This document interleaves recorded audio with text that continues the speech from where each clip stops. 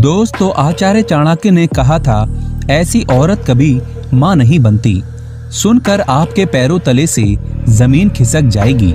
चाणक्य कहते हैं, ऐसी औरत हमेशा बांझ रहती है।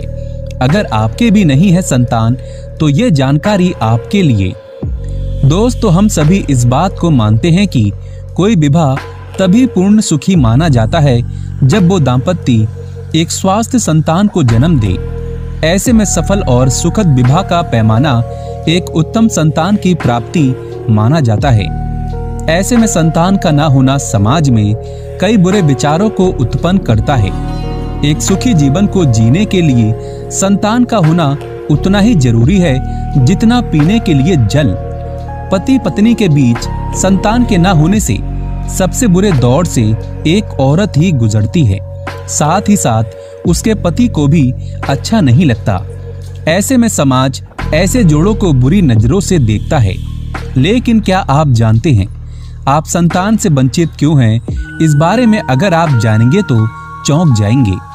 ऐसे में आचार्य चाणक्य कहते हैं, खास तौर से ऐसी महिला कभी मां नहीं बनती, रह जाती है संतान से वंचित। सुनकर डर जाओगे, तो चलिए जानते हैं। दोस्तों, नंबर 1, पशुओं के नवजात पर अत्याचार। आचार्य चाणक्य नीति के अनुसार जो स्त्री किसी पशु के नवजात पर अत्याचार करती हो तो उसके कभी संतान नहीं होती। गरुड़ पुराण के अनुसार ऐसा भी माना जाता है कि जिस स्त्री के अगर संतान नहीं होती तो उसने अपने पिछले जन्म में बहुत पाप किए होंगे। अर्थात किसी पशु के बच्चे या मनुष्य के बच्चे पर अत्याचार किया होगा और इसी कारण भी स्त्री को संतान से वंचित होना पड़ता है।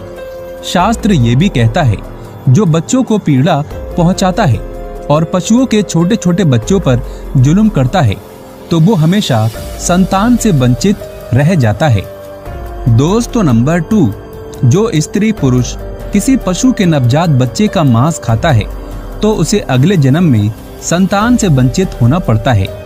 नवजात पशु पर जुल्म करना चाणक्य नीति के अनुसार व्यक्ति को उसी क्षण पाप लग जाता है।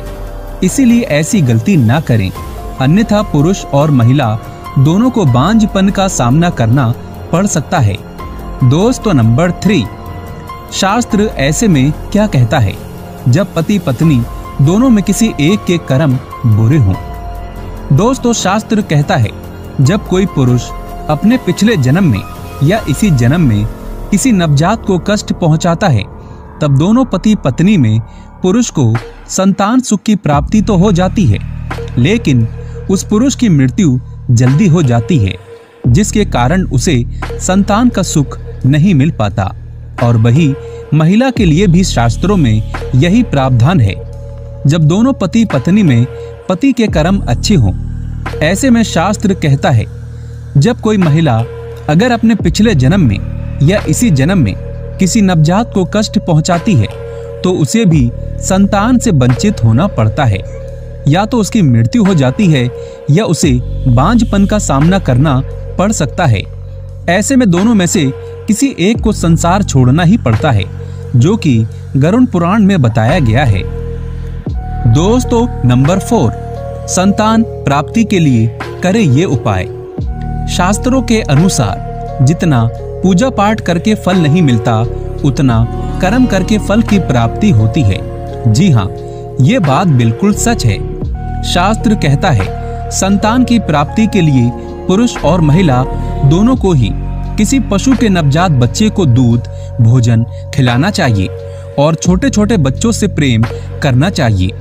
बच्चों को भोजन खिलाने से और प्यार करने से संतान की प्राप्ति अवश्य होती है। ऐसे में किसी भी जोड़े को लड़का और लड़की में कोई भी फर्क नहीं देखना चाहिए।